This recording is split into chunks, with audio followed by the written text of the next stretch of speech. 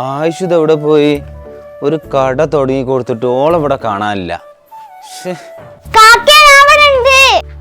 ആ അത് ശരി. ഇനി എങ്ങോട്ടാ പോയി? ഇവിടെ സാധനം വാങ്ങാനൊക്കെ കുറെ കുട്ടികൾ വന്ന് പോയില്ലേ?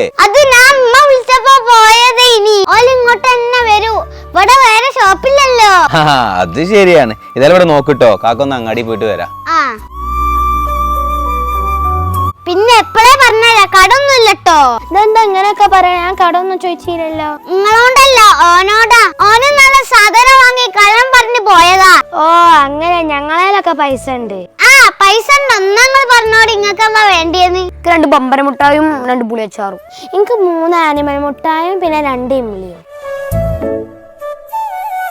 ലീനോ ഇതാണ് ബമ്പര മുട്ടായി. ഞാൻ ഇതിനോട് മാജിക് കാണിച്ചു തരാം.